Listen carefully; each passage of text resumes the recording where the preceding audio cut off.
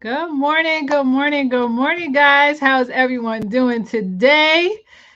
Do me a favor, type in the comments replay if you are watching this on replay. Also, let me know where you are watching from.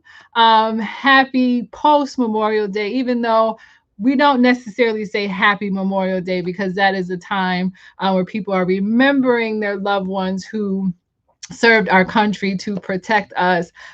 So please remember those veterans who sacrificed their lives so that we can have a better life. But guys, the topic of today is minding your own business.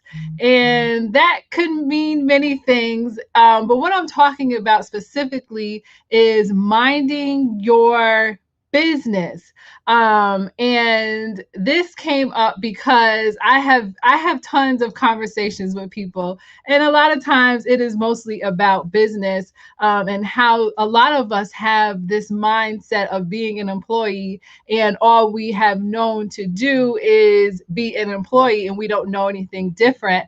But I also had a conversation with someone who is not necessarily a business owner. Good morning, Shirley. Last week, and it was quite refreshing, and that led me to this conversation. So many times we are taught to get that good job, right? Whether it, depending on where we live, what agency we are trying to be a part of, when we land that good job, we think, man, I made it.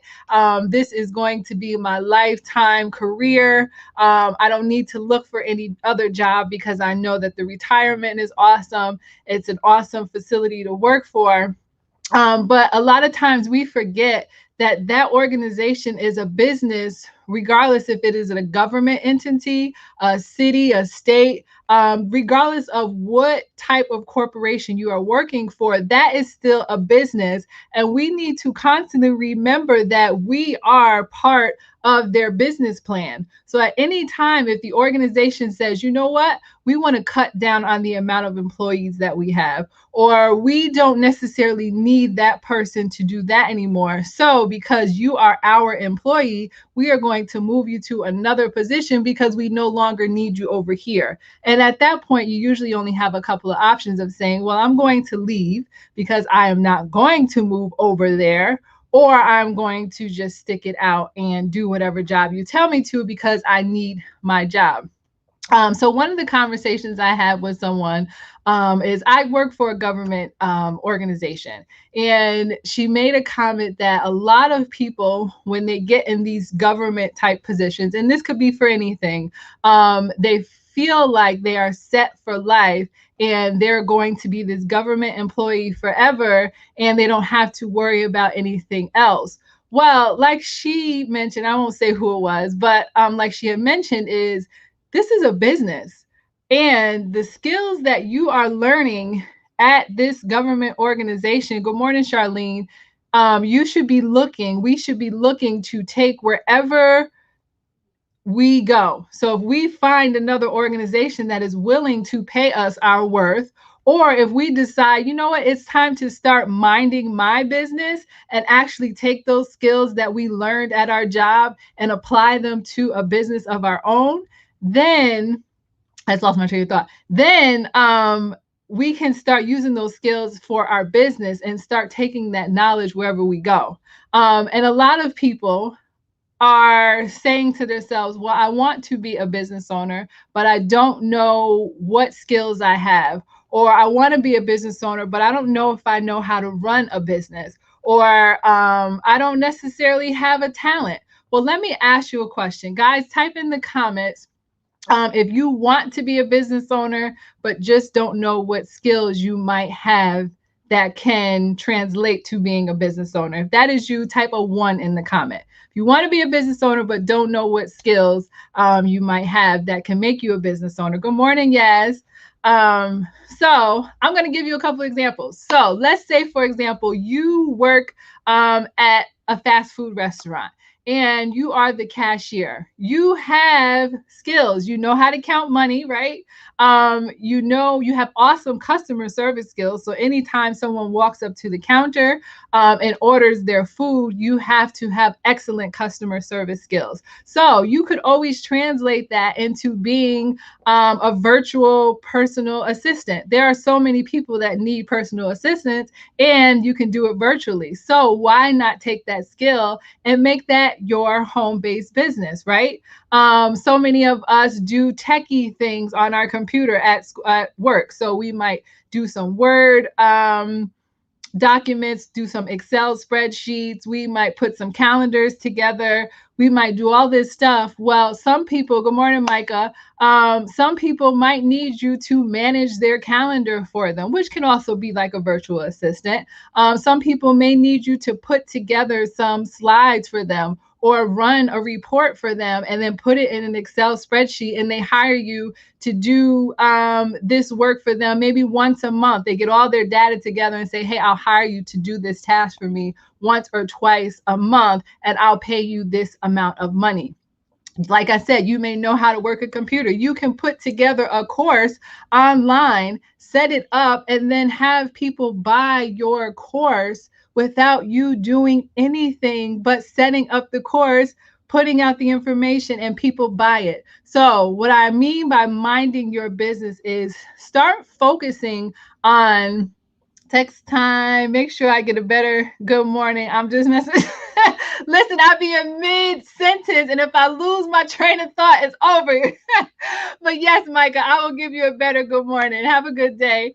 But we need to start thinking about how we can change those skills that we have and turn them into a business so that we can start minding our own business. It is time for us to stop dedicating all of our time to an organization for them to give us a paycheck and determine how much we are worth.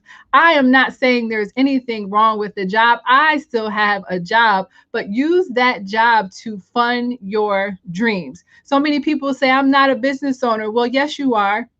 You really are.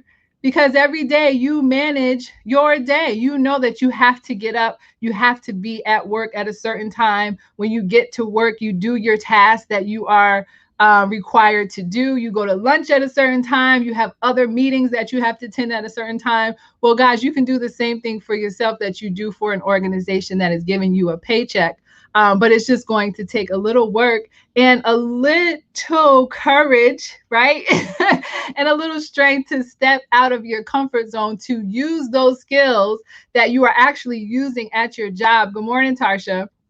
At your job to actually start minding your own business and set up your life so where if you decide, you know what, I don't want to work for anyone anymore. Good morning, Ebony. I want to actually start working for myself. You can actually start monetizing those customer service skills, those computer skills, whatever. If you are in a specific field, i.e. workers' comp, human resources, you can actually start using those to start minding your own business. So guys, that is your morning motivation. Think about your skills that you have. Think about how you can monetize them and actually start earning money outside of the job that you do for your 9 to 5 or your 10 to 11, whatever your schedule is. You know what I mean?